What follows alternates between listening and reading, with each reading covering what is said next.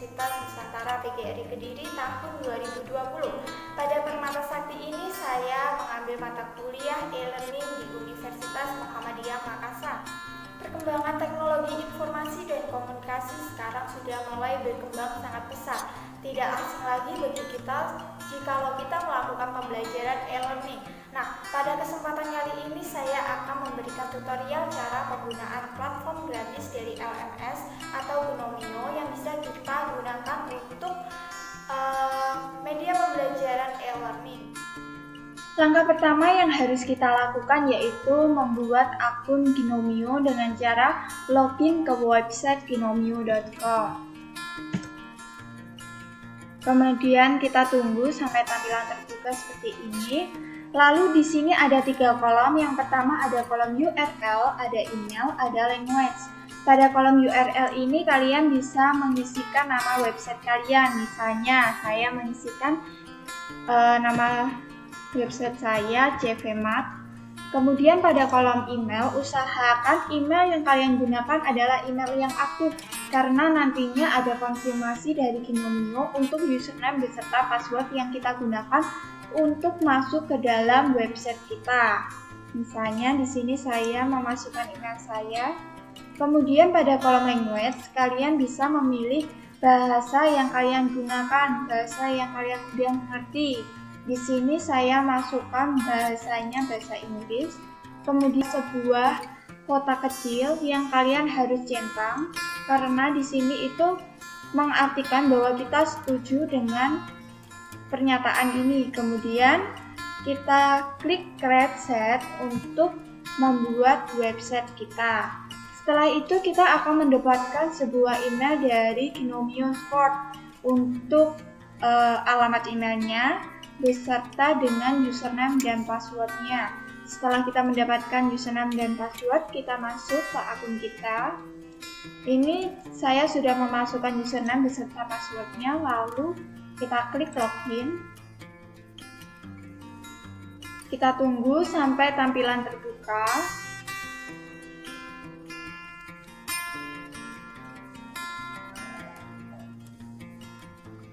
Setelah tampilan terbuka, maka pada bagian kiri itu terdapat beberapa bagian. Yang pertama ada dashboard, yang kedua ada set home, yang ketiga ada kalender, yang keempat ada private file, yang kelima ada content bank, dan yang keenam ada site administration.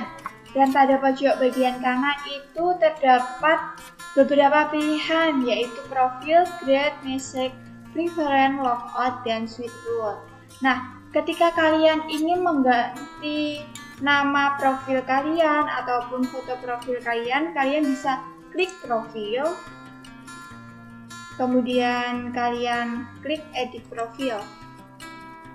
Karena pada tampilan awal itu nama kita masih admin dan belum ada foto profilnya ya teman-teman. Di sini kalian juga bisa mengganti username kalian. Jadi tidak lagi admin usernya, tapi kalian harus mengingat username kalian karena kalau ketika kita tidak ingat maka kita tidak akan bisa masuk ke dalam akun kita. Kemudian kalian juga bisa mengisikan nama depan kalian, nama belakang kalian, kota asal kalian, dan lain sebagainya. Ada deskripsi.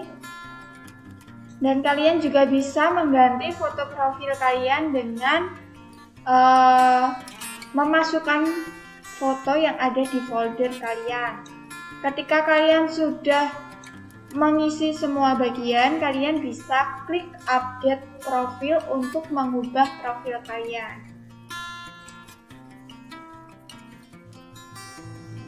Selanjutnya, ketika kita sudah mengedit profil kita bisa mengedit bagian-bagian yang ada di akun kita dengan cara klik set administration. Kemudian di sini ada beberapa bagian, yaitu ada user, ada courses, ada grades, ada plugins, appearance, server, report, dan development. Nah, pada bagian course kalian bisa pilih manage course and kategori untuk menambahkan kelas ataupun mata pelajaran atau mata kuliah.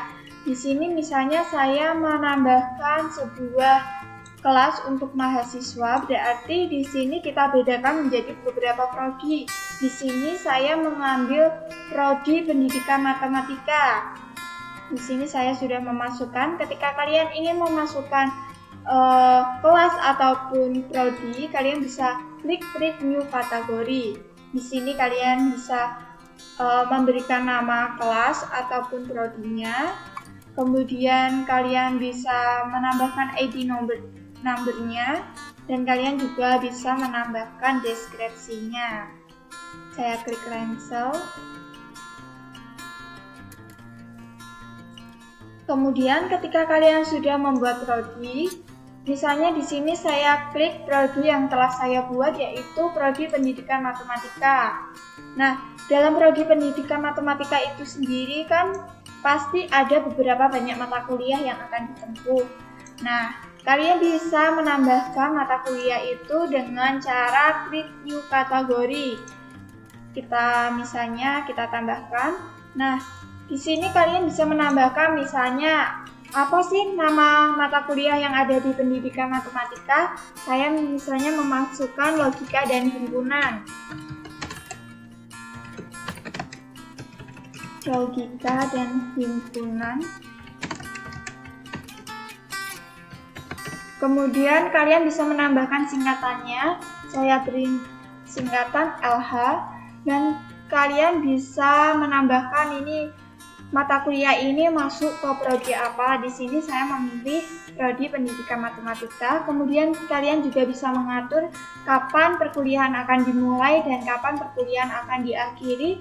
Kalian juga bisa menambahkan ID number dari setiap mata kuliahnya. Kalian juga bisa menambahkan deskripsinya dan menambahkan foto logo ataupun buku yang akan kalian gunakan. Setelah selesai, maka kalian bisa klik save and display. Di sini saya klik cancel karena saya sudah membuat. Kemudian langkah selanjutnya yaitu kalian bisa mengolah dari materi pembelajaran yang telah kalian buat. Di sini saya klik logika dan himpunan. Kemudian kita scroll ke bawah, itu ada rinciannya. Tadi kan saya sudah mengisi full name-nya logika dan himpunan, subname-nya LH, ID number-nya seperti ini, dan kategorinya masuk ke prodi pendidikan matematika. Di sini saya sudah memasukkan 6 siswa dan beberapa pertemuan, ada 16 pertemuan. Setelah itu kalian bisa mengaturnya secara detail dengan masuk ke site home.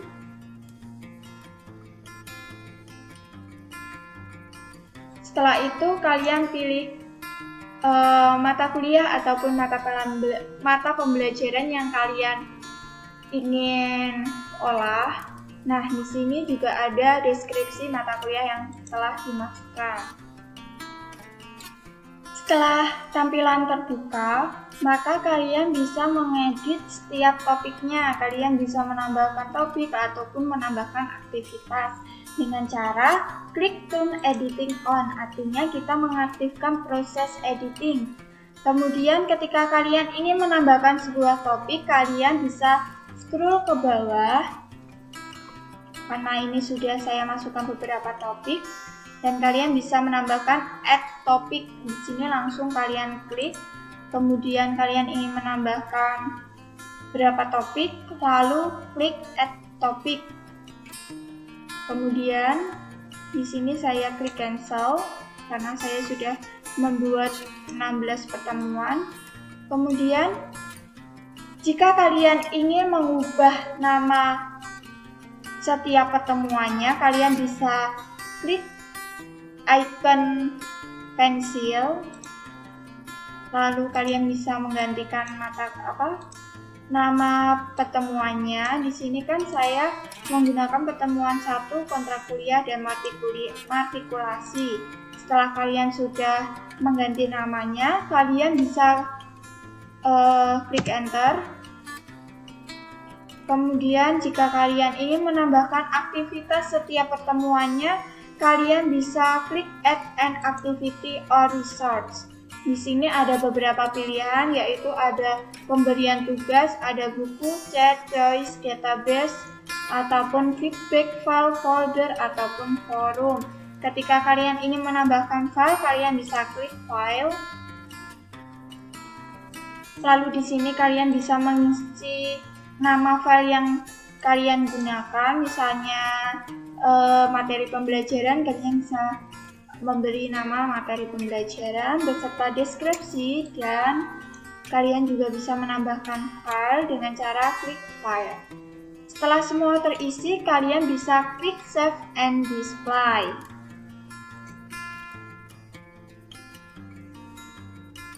Sini saya klik cancel. Kemudian kalian tunggu. Setelah itu kalian ingin menambahkan aktivitas lagi juga bisa dengan cara yang sama. Kalian klik add an activity resource. Kalian ingin menambahkan apapun itu, tugas, kuis, ataupun feedback, kalian juga bisa. Kalian juga bisa menambahkan, jika kalian ingin memberikan web meeting, kalian juga bisa menggunakan URL. Selanjutnya, setelah semua pertemuan terselesaikan, kalian juga bisa membuat UAS ataupun UTS. Di sini saya memberikan UTS dengan cara memberikan kuis. Di sini saya klik add an activity resource untuk memberikan kuis. Klik kuis. Kemudian kalian bisa memberikan nama kuis itu. Namanya apa? Misalnya UTS dan UTS semester ganjil.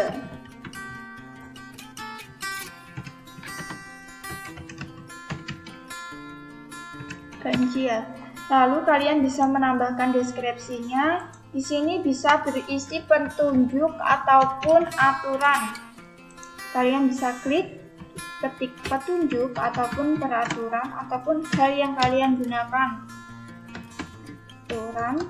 Lalu kalian bisa klik display untuk menampilkan, dan bisa mengatur kapan kuis ini dimulai dan kapan kuis diakhiri. Misalnya saya ingin kuis hari ini, berarti kalian harus mengatur jamnya karena ini udah tanggal 26 sama seperti hari ini. Lalu kalian bisa klik jam yang kalian gunakan, misalnya jam 2, kemudian batas akhirnya jam berapa kalian bisa mengaturnya, misalnya jam 4.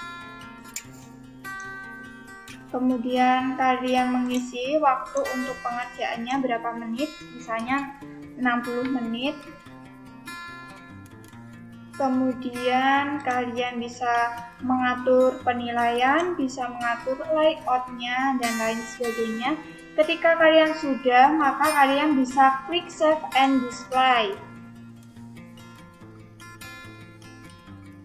Setelah itu maka akan muncul seperti ini. Kalian bisa klik edit quiz untuk mengedit kuis dan memberikan soal kuis, lalu klik tombol pensil, kemudian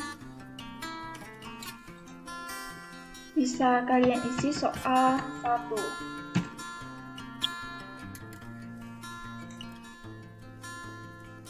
Kemudian kalian bisa klik a new question. Nah, di sini kalian bisa memilih pertanyaannya model seperti apa. Kalian bisa memilih multiple choice atau pilihan ganda, bisa juga true or false ataupun pertanyaan esai. Misalnya di sini saya menambahkan soal esai. Jadi kita klik add. Kemudian kalian bisa mengaturnya, ini masuk ke kategori apa. tadi saya membuat UTS semester ganjil, berarti kalian bisa klik UTS semester ganjil, klik nomor soalnya, soal 1.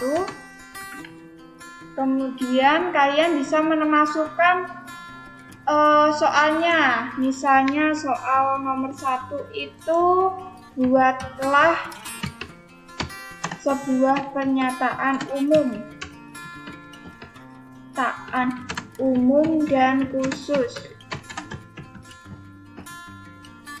Lalu kalian juga bisa menambahkan feedbacknya jika kalian membutuhkan.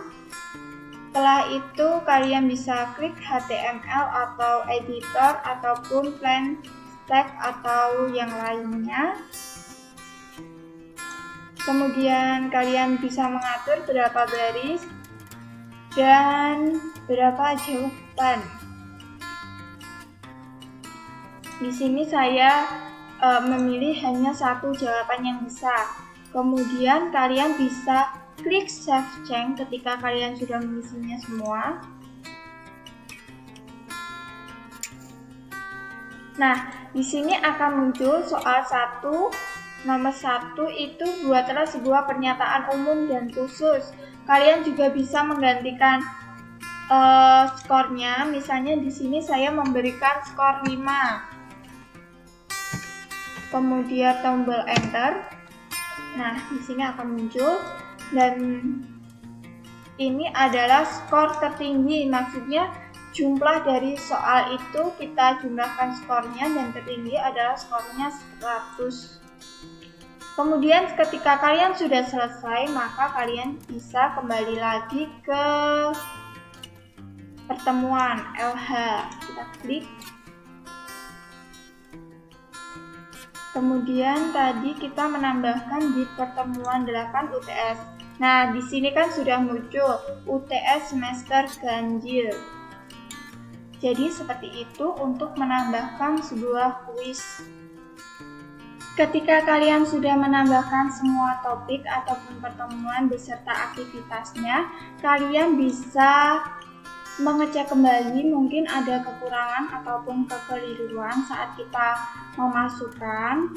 Setelah selesai ternyata tidak ada kekeliruan, kalian bisa menonaktifkan proses editing dengan cara klik turn editing off.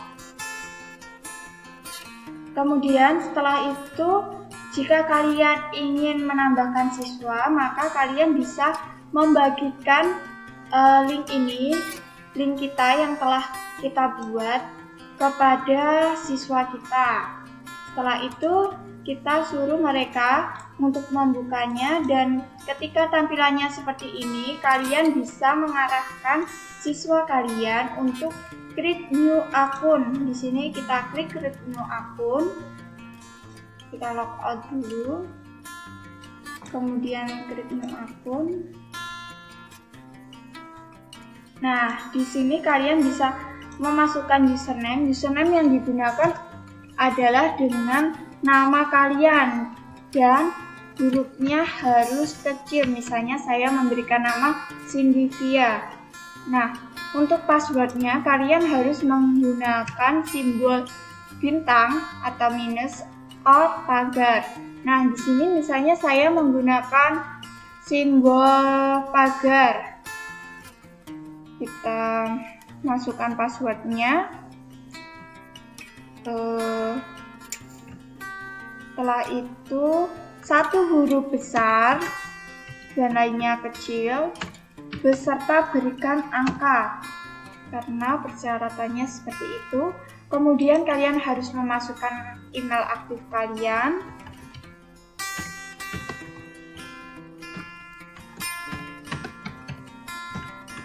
Emailnya harus aktif ya, karena ini ada proses konfirmasi. Kita bisa memasukkannya kembali. Kemudian kalian bisa menambahkan nama depan beserta nama belakang kalian. Tambahkan kota. Setelah itu pilih bahasa. Country atau negara kita, bahasa negara. Kita pilih Indonesia. Kemudian klik centang pada I am not robot yang membuktikan kita bukanlah sebuah robot. Kemudian create new akun. Setelah selesai, maka kalian akan mendapatkan sebuah email konfirmasi. Misalnya saya tunjukkan, kemarin saya sudah masuk ke akun teman saya, maka kalian bisa mendapatkan sebuah email seperti ini. Nah, kita buka, saya mendapatkan dari teman saya saat saya bergabung ke akunnya. Nah, ketika selesai kalian bisa klik alamat emailnya, alamat websitenya, alamat website dari link teman kita. Setelah berhasil melakukan registrasi sebagai siswa, kita bisa melihat siapa saja yang sudah mendaftar sebagai siswa dengan klik partisipan, lalu kemudian klik enroll user. Kita tunggu. Kemudian di sini klik search. Nah, di sini ada beberapa yang sudah mendaftar. Kita klik semuanya.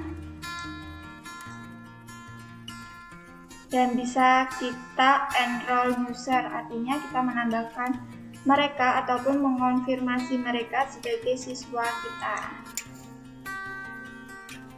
Setelah selesai, nah di sini sudah bergabung Dandi, Nisa, dan Ria.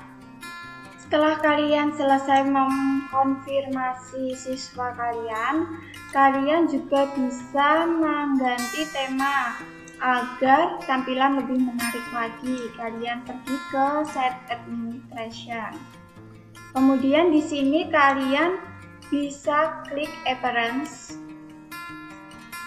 Kemudian klik theme setting. Kemudian klik lagi themes.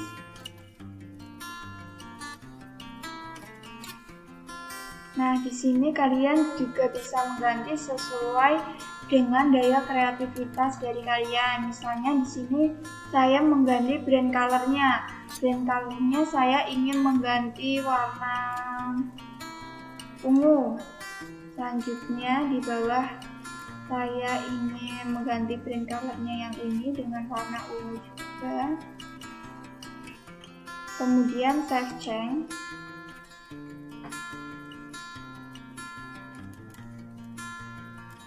Setelah kalian selesai mengganti temanya, kalian bisa pergi ke Appearance lagi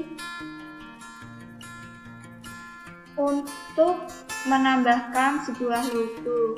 Nah, di sini kan dapat terlihat ya teman-teman bahwa ini sudah terganti dengan warna ungu. Nah, untuk mengganti logonya kalian bisa klik logo ataupun memasukkannya logo dengan klik file. Di sini saya sudah memasukkan logo dari Universitas Muhammadiyah Makassar. Kalian juga bisa mengganti warna-warnanya. Kemudian setelah itu kalian bisa klik Save Change.